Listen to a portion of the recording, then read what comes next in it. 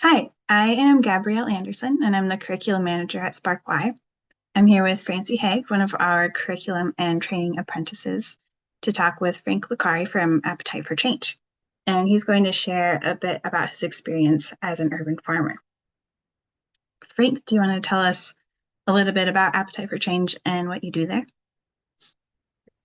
Hi. Yeah, so Appetite for Change, our mission is to use food as a tool to create health, wealth, and social change. So I manage the urban agriculture program. So we grow on 3 lots in North Minneapolis, and our mission is to use that food we grow to serve the community. So this year we ran a farmers market. We had our food distributed through meal box program. We also have our own youth program, so we have 20 high schoolers out every week to work in the garden, and we also have a cooking. It's called Community Cooks, which we host cooking workshops with the community where folks can sit down, learn how to cook various meals, and talk about issues within the community.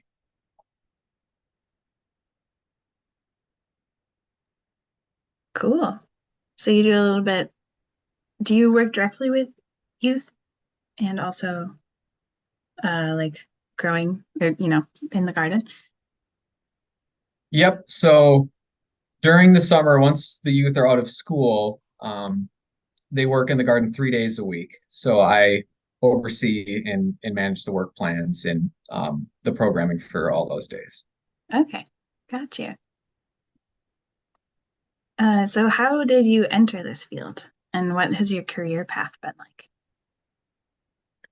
Yeah, my first experience with agriculture was through woofing, which is Worldwide Opportunity on Organic Farms.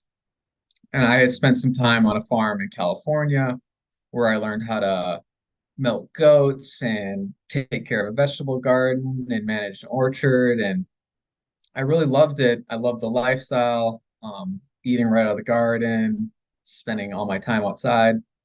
Um, so I just kind of knew that that's what I wanted to do. It kind of took me a while when I got back to Minnesota to find an opportunity, but the first farm I I worked on was an organic permaculture farm in Ramsey, Minnesota, with the late Bruce Bacon. I spent 3 seasons there before he passed away, and that was a really amazing way to get into the field. He's kind of an old school organic farmer guy. He was one of the first organic certified farmers in Minnesota, and he did no-till dry farming, which he didn't irrigate anything, which is very unique. You don't find many farms like that. But yeah, and then I've also worked on a large-scale wholesale farm. I worked on Seeds Farm in Northfield, so I spent a season with them as well before I came to Appetite for Change. And I think that was really useful too to see a different scale of farming, farming 15 acres of vegetables and using tractor cultivation and having a massive greenhouse system and massive wash pack setup. I think it informed a lot of the way I think about vegetable production. Um, and then I would say I would say the my trajectory has kind of been up and down just because of the seasonal nature of farming. You always got to get a new job in the winter. Um, so I did take some seasons off in between, and I have some other skills too. I spent time in kitchens, and I've also done like pollinator gardening. So I've worked in the residential field building pollinator gardens around the Twin Cities and stuff. I did that before I came to Appetite for Change, kind of right after COVID. And then I've been with Appetite for Change for a year. Nice. That sounds really interesting. You were saying before you did some meal distribution. What are the details for that? Yeah, so Appetite for Change um, through the growing season distributes 400 mailboxes to the north, 200 to the north side community, and then there's another 200 that go to sort of the broader Twin Cities area. Hmm. And that's a weekly program that we do. Um, it's a collaboration with Appetite for Change, M Health Fairview, and like the Senate Foundation. There's a few other organizations who all work on this project together. And the meal boxes have two meals. They have a protein, a grain, and some fresh veggies. And our big thing this year for our meal boxes were the collard greens.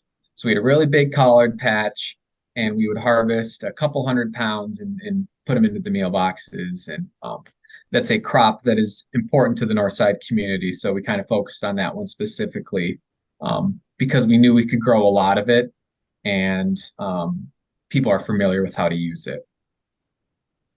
Yeah, that's great that you're engaging and serving the community like that. Can you tell me what a typical day would look like in your job?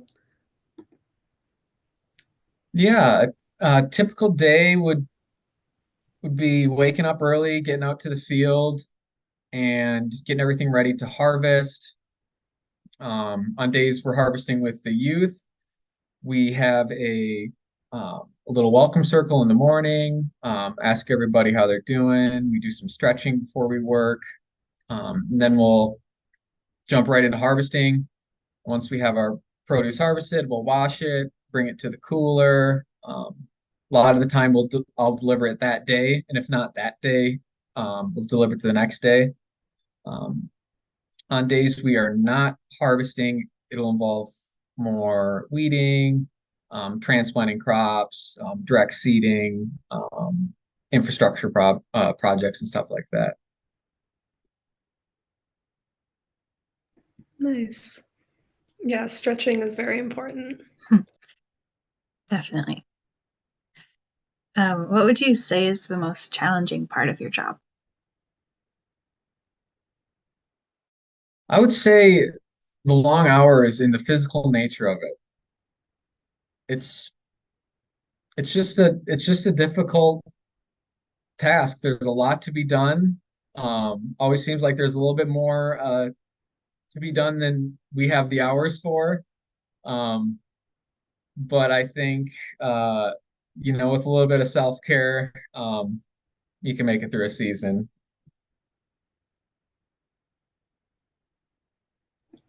Yeah, definitely. I feel like self-care is important for any job. What is the most rewarding part of your job? Yeah, I would say feeding folks nutrient-dense food.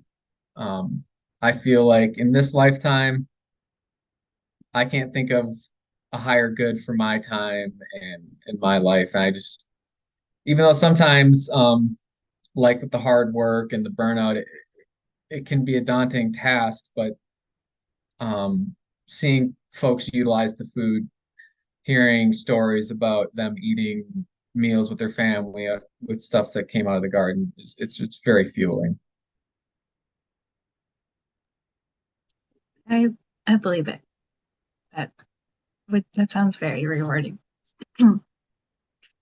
Our next question is, what changes to your field do you predict will take place in the next 5 to 10 years? Oh, I don't know. In some ways, it's kind of scary. In other ways, kind of exciting. I think with urban agriculture, there's going to be more of the indoor growing, more of the hydroponic stuff. More companies like Revel Greens are going to pop up doing these huge hydroponic systems. I think in terms of like broadacre farming, it seems like there's going to be fewer and fewer farms. Like the outside of like small organic farms, the conventional farms are getting larger and larger, and folks like Bill Gates are buying up large swaths of land. So I'm not sure what to predict for that, but I definitely see an increase in the small scale market gardeners, small scale vegetable growers. When you say fewer and fewer farms, you mean like there will just be fewer very large commercial farms. Am I like understanding you correctly? Yeah, yeah, Yeah. yeah. It seems like what used to be, lots of, 500 acre, 1,000 acre sort of like conventional soybean corn farms are now turning into 10,000 acre operations, turning into 20,000 acre, Mhm. very large scale farms. Yeah. Okay. That's Thank you. probably a good change. I mean, those small scale farms are a lot more sustainable.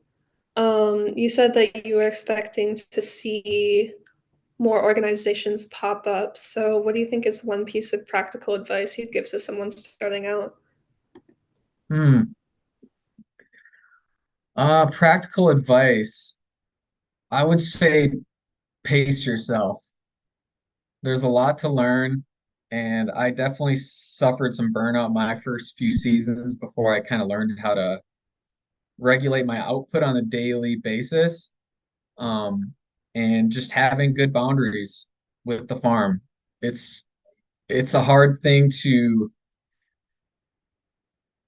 tell your boss or the manager that you can't come in to water on a Saturday, or you can't put in that extra hour, but you only get one life, and you got to balance that with farming. And I've seen a lot of farmers who don't set up that boundary, burn out, and then leave the field. So I think for folks that want to pursue it as a career, you have to be very mindful about how many hours you're working, and setting aside time for rest and vacation and all the other things in life too.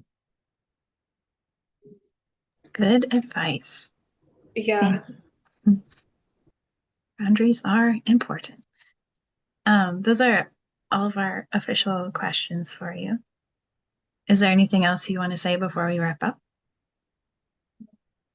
I think that about covers it, unless you guys have any other questions. Not that I can think of. Francie, do you have anything? No, I think that's a lot of good information. Thank you. Yeah, Yeah, you're welcome. thank you very much. And yeah, thanks for everybody for being here and giving your time, and thanks for your wisdom, Frank. We'll talk Yeah, to no you later. problem. Yep. Bye. Bye.